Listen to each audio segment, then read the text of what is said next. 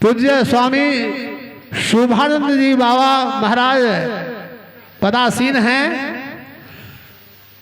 मंचासीन हैं। अब उन्हीं के मुखार बिंद से हम लोग अमृत वचन को श्रवण कर जीवन में अधिक से अधिक लाभ उठाने का प्रयास करें। शुभानंद जी बाबा श्री सदगुरु महाराज की जय। ब्रह्म रूप सद्गुरु नमो, प्रभु सर्वेश्वर रूप, राम दिवाकर रूप गुरु, नासक ब्रह्म तमको। बोलिए श्री सद्गुरु महाराज की जय। कन कन में व्याप्त परम पूज्यपाद सद्गुरु महाराज के चरणों में कोटि नमन।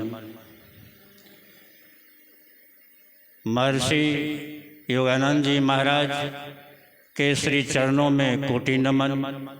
महात्मागण, सत्संग स्थल में उपस्थित भगवत प्रेमियों, माताएं बहन, जिस धरती पर भी हम लोग बैठे हुए हैं, ठीक यही जगह है जिस पर पूज्य बाबा का 2 बार पदार्पण हो चुका है। भले आप लोगों को मालूम नहीं हो, 2 बार हो चुका है महर्षि शाही स्वामी जी महाराज के साथ। और पहले ये स्वामी नाम से प्रचलित थे। अब जो आप देख रहे हैं मंच पर विराजमान है, ये भी महर्षि नाम से प्रचलित है और ये उच्च कोटि के संत हैं। अभी हम लोग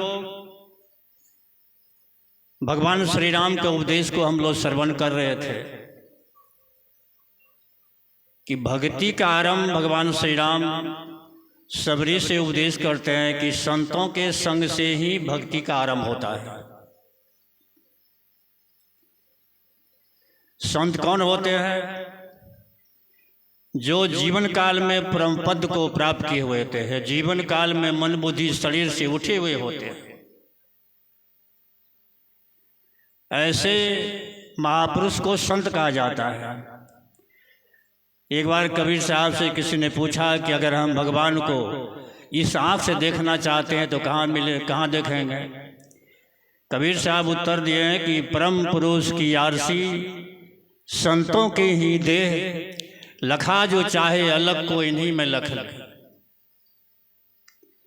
अगर ईश्वर का दर्शन करना चाहते हैं कि आँख से हम ईश्वर को देखें, तो आप संतों का जो शरीर है वो स्वयं ईश्वर का शरीर है और इस आँख से आपको देख लीजिए कि यह ईश्वर है। भगवान राम तो शरीर के साथ उपदेश कर रहे थे,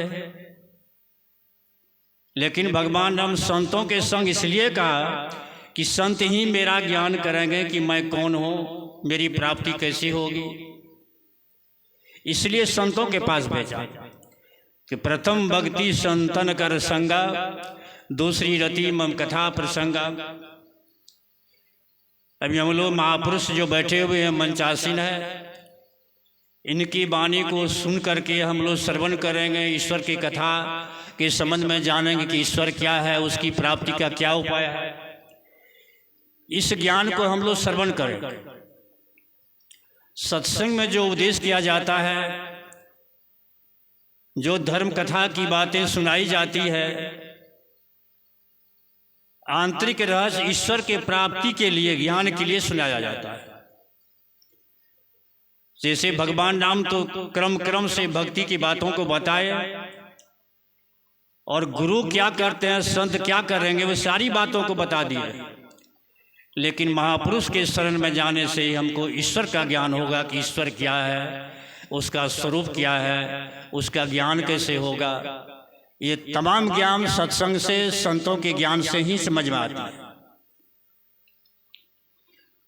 मैं संक्षिप्त में कह रहा हूँ, मैं समय नहीं लूँगा। भगवान राम कहते हैं कि जो ज्ञान संतों के सानिध्य में जानने से, सुनने से समझ में आएगा फिर उनकी प्राप्ति के लिए पुनः आपको जाना पड़ेगा गुरु के पास। अब गुरु तब तुम्हें बताएंगे कि क्या करना चाहिए ईश्वर की प्राप्ति के लिए, इस मन को समेटने के लिए, भक्ति के मार्ग पर चलने के लिए आरंभ में क्या करना पड़ेगा। यही मंत्र जाप मम दृढ़ विश्वासा, पंचम भजन सो वेद प्रकाशा। भगवान राम ये कहते हैं कि ये वेद की प्रचलित बात है, मैं नहीं कहता हूं, ये वेद की बात है। और वेद की बात, जो ग्रंथ की बात है, वह सबको मान्य है और सबको मानना चाहिए। जैसे भगवान श्री कृष्ण गीता में अर्जुन से कहा है, जब अर्जुन को मोह हो गया, युद्ध करने से वो मुकर गए, तो भगवान कृष्ण भी समझाते हैं कि अर्जुन शास्त्रम प्रमाणम, तुम मेरी बात को नहीं मानो, लेकिन शास्त्र क्या कहती है उस बात को तुमको मानना पड़ेगा। शास्त्रम प्रमाणम कार्या कार्य व्यवस्थित, क्या मनुष्य को करना चाहिए क्या नहीं करना चाहिए, इसका प्रमाण शास्त्र है। और शास्त्र की बात भगवान राम कहते हैं कि मैं नहीं कहता हूँ, वेद में ऐसा कहा गया है कि गुरु जैसा बताते हैं मंत्र जाप करने के लिए, वह मंत्र जाप करना चाहिए। मंत्र जाप करने से जो सिमटा होगा, फिर ऊपर ईश्वर के तरफ जाने की, ईश्वर के स्वरूप के ज्ञान के तरफ जाने के लिए जो हमारी गति होगी, ऊर्ध्व गति होगी, छठदम शील विरति बहु कर्म। अब देखिए कि यहाँ भगवान राम साधन की बात बताते हैं कि गुरु क्या बताएंगे, कि साधन करने के लिए बताएंगे। क्या साधन करने के लिए बताएंगे, कि जो हमारा सूरत, ये शरीर इंद्रियों में पसरा हुआ है, इसी में चेतन धार के रहने से इंद्रियां काम कर रही है, मन काम कर रहा है। शरीर जड़ है, मन जड़ है, इंद्रियां जड़ है। इंद्रियों को परमात्मा बहिर्मुख बनाया है, और जब तक ये चेतन धार इंद्रियों के साथ, शरीर के साथ है, तब तक हमको संसार का, असार वस्तु का ज्ञान होगा। इस इंद्रियों मन में रहने से संसार के मोह के बंधन में जीव पड़ा हुआ रहता है। अब विद्या के कारण जीव को संसार सत्य मालूम पड़ता है। इसी मोह के स्थान से उठने के लिए, अज्ञान से उठने के लिए जो साधन बताए हैं, पहले मंत्र जाप करना चाहिए, तब इंद्रियों के दमन के लिए क्या करना होगा, तो विषय और इंद्रियों के साथ साथ साधन होगी। मंद विषयों के साथ जो साधन होगी, उससे क्या होगा, ये चेतन धार सूरज जो है इंद्रियों से छूट जाएगा। जब सूरत इंद्रियों से छूट जाएगा, तब क्या होगा, तो केवल मन बचेगा। विषय से वह छूट जाएगा, अब केवल मन बचेगा। यही इंद्रियों विषयों से मन को छुड़ा लेना छठदमशील है। इंद्रियों का दमन इसको कहा जाता है। ये करना पड़ेगा। यही बात की कठिनाई है कि लोग ये काम नहीं करना चाहता है। संसार में लोग इस संसार के जाल में उलझ करके मन हमेशा उलझाए रखता है और लोग इससे छूटना नहीं चाहता है। तो गुरु महाराज क्या कहते हैं, आओ वीरों मर्द बनो, जब जेल तुम्हें तजना होगा, मन निग्रह के समर क्षेत्र में सन्मुक्ति डटना होगा। यही है कि जिस मन के बंधन में ये जीव पड़ा हुआ है, इस बंधन से मुक्त होने के लिए बहादुर बनना पड़ेगा, वीर बनना पड़ेगा, समर क्षेत्र में मन के साथ लड़ना पड़ेगा। यही है इंद्रियों का दमन। जब ऐसा कर लेंगे तब आगे बढ़ेंगे। आगे हम लोग पूज्य बाबा बताएंगे इसके संबंध में। इसलिए ये धर्म का काम हम लोग करने के आए हैं। सूत जी के वचन में आया है कि जहाँ सत्य तप दया और पवित्रता है, वही धर्म है। जहाँ ये चारों जहाँ एक साथ है, वही आदमी धार्मिक है।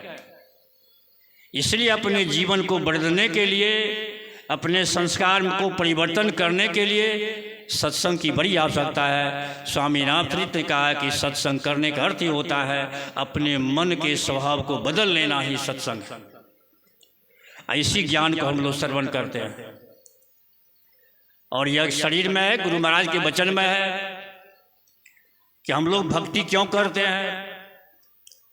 देखिए, जिस जीवन में भी हम लोग मनुष्य शरीर में है, ये बहुत थोड़ा जीवन है। कोई 50 वर्ष, 60 वर्ष, 100 वर्ष जीता है।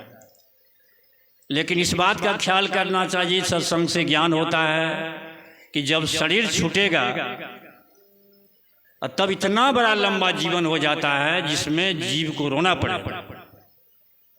इसलिए हमारा बाद का जीवन, मरने के बाद जीवन लंबा जीवन नहीं हो जाए, हम नरकगामी नहीं हो जाए, नरक में जा कर के शिव जीव में भरम गरम करके रोते फिले नहीं, दुख नहीं भोगे।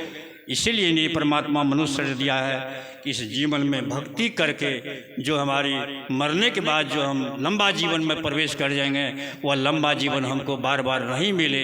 इसलिए लंबा जीवन नहीं मिले, इसलिए मनुष्य जीवन में सत्संग करना चाहिए, भक्ति करना चाहिए, ज्ञान को सुनना चाहिए, समझना चाहिए।